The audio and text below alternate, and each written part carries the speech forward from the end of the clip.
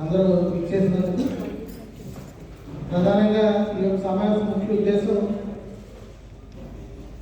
ఈ నెల 25వ తారీఖు వరకు జరగబోయే సభ్యత్వాలకు సంబంధించి అవి ఏ విధంగా మనం నిర్వహించుకోవాలి, ఏ విధంగా చేయాలి అనే విషయం మీద ఒకసారి అందరినీ కలిసి ఈ విషయం తెలియజేస్తే బాగుంటుంది అనే ఆలోచనతో మనం సమావేశం నిర్వహించుకున్నాం 4వ తారీఖు. అయినా మళ్ళీ ఇంకోసారి కూడా కలిసినట్లయితే అన్ని విషయాలు పూర్తిగా మీ అందరికీ వివరించినట్లయితే విధంగా మనం ముందుకెళ్ళడానికి అవకాశం ఉందన్న ఉద్దేశంతో అనుకున్నాం. 2వ తారీఖు నుంచి 25వ తారీఖు వరకు మొదటి విడత సభ్యత్వం మనం నమోదు చేయించాల్సిన అవసరం ఉందని జాతీయ పార్టీ నిర్ణయం తీసుకోవడం. ఆ విధంగా మనకి మొదటి విడత జరుగుతుంది. 2వ విడతకు సంబంధించి అక్టోబర్ 1 నుంచి 15వ తారీఖు వరకు 2వ విడత సభ్యత్వాలు మనం సేకరిస్తాం. ఆ యొక్క సభ్యత్వాలని మనం ముఖ్యమైన కూడలిలోని అలాగే కాలేజీలోని ఎక్కువ మంది ఎక్కడ జనసంఘం సమూహ ఆటలు వెళ్ళి మనం 2వ విడత సభ్యత్వాలు చేయాలి. అలాగే 3వ విడత 16 నుంచి ఈయన వచ్చే నెల 31, వచ్చే నెల 16 నుంచి 31 అక్టోబర్ క్రియాశీల సభ్యత్వాలు ఎవరైతే 100 మంది సభ్యత్వాన్ని పూర్తి చేస్తామో సాధారణ సభ్యత్వం వారికి మనం క్రియాశీల సభ్యత్వం ఇవ్వాల్సి ఉంటుంది. దానికి సంబంధించిన వివరాలన్నీ కూడా 2 సార్లు చెప్పడం జరిగింది. మళ్ళీ 3వసారి కూడా మీకు పెద్దలు తెలియజేస్తారు. అవి కూడా మనం పూర్తిగా ఆకలింపు చేసుకుని సభ్యత్వాలు చేయించాల్సిన అవసరం ఉంది. ఇప్పటి వరకు సభ్యత్వాలు మన యొక్క జిల్లాలో రాజమండ్రి పార్లమెంట్కి సంబంధించి కేవలం 5,000 మాత్రమే జరిగింది. అది కూడా అనపర్తిలో 1000 పెద్ద ఎత్తున 7 అసెంబ్లీలో బాగా జరిగింది, అనపర్తిలో జరిగింది. రెండోది 800 చిల్లర అంటే 870 వరకు రాజమండ్రి సిటీ జరిగింది. లేదా రాజమండ్రి రూరల్ 3 వచ్చింది. కొవ్వూరులో బాగా తక్కువ జరిగింది. కొద్దిగా దాని మీద మనం గురించి దృష్టి పెట్టాలి. బయట చెప్పకూడదు. మనం అనుకోవాల్సింది ప్రతి అసెంబ్లీకి కనీసం 50,000 మంది తక్కువ కాకుండా సభ్యత్వం చేయాలి. ప్రతి పోలింగ్ బూత్ నుంచి 200 కోసం ప్రయత్నం చేయాలనేది మనకి రాష్ట్ర పార్టీ ఆదేశాలు ఇవ్వడం జరిగింది. సభ్యత్వం దొరుకుతుంది.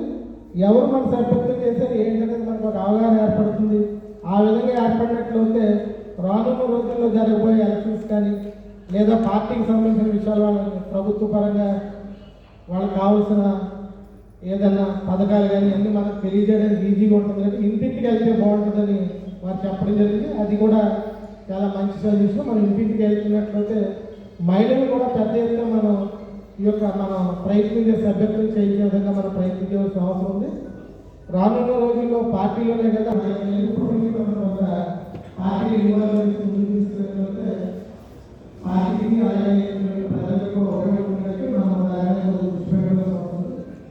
దీనికి సంబంధించి ముందుగా మన రాజమండ్రి పార్లమెంట్ ఇన్ఛార్జ్ కృష్ణ బాబు గారిని ఒక 2 నిమిషాలు మాట్లాడుతూ కూడా నమస్కారం తెలియజేసుకుంటూ ఈ సభ్యత్వ విషయంలో మనందరం కూడా ఎంత జాగ్రత్తగా ఉండాలో అంత జాగ్రత్తగా ఉంటూ ఎంత చేయాలి అనే విషయంలో 2 విషయాలు ముందుంచడం ప్రయత్నం చేస్తాం. మనం సభ్యత్వం చేసేటప్పుడు మాత్రమే మన్ని అదేవిధంగా ఆర్గనైజేషన్ని పెంచుకోవడం. మనం సభ్యత్వానికి వెళ్ళినప్పుడు ఒక భారతీయ జనతా పార్టీ కార్యకర్తగా ఎస్టాబ్లిష్ అవుతూ అదేవిధంగా భారతీయ జనతా పార్టీని ప్రతి ఇంటికి తీసుకెళ్ళినవాడు. ఇది మనం ఎస్టాబ్లిష్ అయితే పార్టీ ఎస్టాబ్లిష్. ఎందుకని చెప్తున్నానంటే మనము రేపు వచ్చే స్థానిక సంస్థలు అన్నింటిలో కూడా మీలో చాలామంది ఇక్కడికి రావాల్సి ఉంటుంది.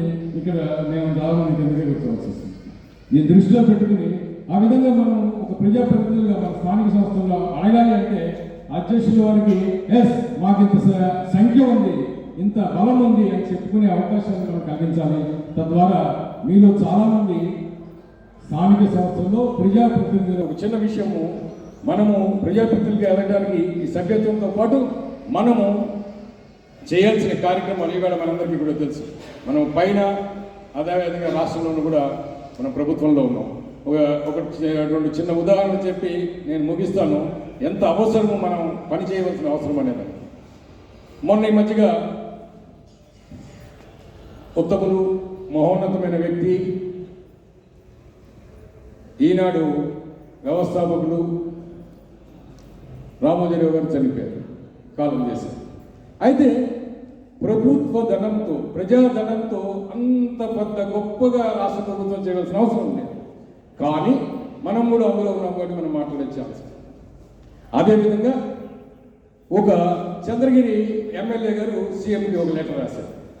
ఏమంటే చంద్రగిరి నుంచి తిరుమలకి వెళ్ళడానికి చాలా కష్టంగా ఉంటుంది, కాబట్టి టీటీడీ నిధులు ఇచ్చినట్లయితే రోడ్లు వేస్తే ముందుకెళ్తుంది, బాగుంటుంది, టీటీడీ నిధులు ఉపయోగించాలి అని చెప్పడం జరిగింది. ఒక లెటర్ రాయడం.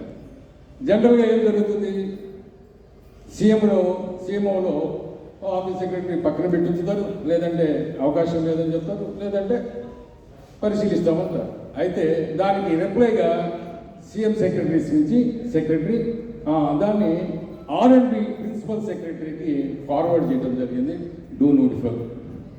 అఫ్కోర్స్ ఎగ్జామిన్ అనేది ఒక చిన్న మాట, ఫోన్ చేస్తే రేపు అవకాశం ఉంటే శాంక్షన్ అయినా అయిపోతుంది, మన సిద్ధాంతానికి వ్యతిరేకమైన అయినప్పటికీ మన రోడ్డు మీదకి రావడం లేదు. అవ్వచ్చు, అవ్వకపోవచ్చు. ఎందుకు చెప్తున్నానంటే మనము ఈ వేళ సమాజంలో ఎదగాలి అంటే సభ్యత్వం ద్వారా, సేవా కార్యక్రమాల ద్వారా, సాంస్కృతిక కార్యక్రమాల ద్వారా, ఆధ్యాత్మిక కార్యక్రమాల ద్వారా మీరందరూ ఎంత ఎదిగితే పార్టీని అంత ఎదిగించిన వాళ్ళం అవుతాం.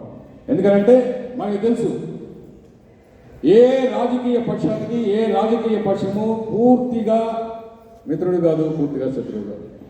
మన అనుభవాలు చాలా చూస్తున్నాం. కాబట్టి మన పార్టీని ఎదిగించాలంటే సభ్యత్వం ద్వారా, మనం ఎదగాలంటే కార్యక్రమాల ద్వారా, ముందుకు వెళ్ళడం ద్వారా మీరందరూ కూడా ప్రజాప్రతినిధులుగా ఎదగాల్సిన అవసరం ఉంది. దానికి దీన్ని మొదటి స్టెప్గా తీసుకుని మీరు అందరూ పనిచేయాలని మనం అందరినీ కోరుకుంటూ అలా చేస్తారని ఆశిస్తూ నాకు ఈ అవకాశం ఇచ్చిన అధ్యక్షుల వారికి ధన్యవాదాలు తెలుపుతూ ముగిస్తాను. జై హింద్.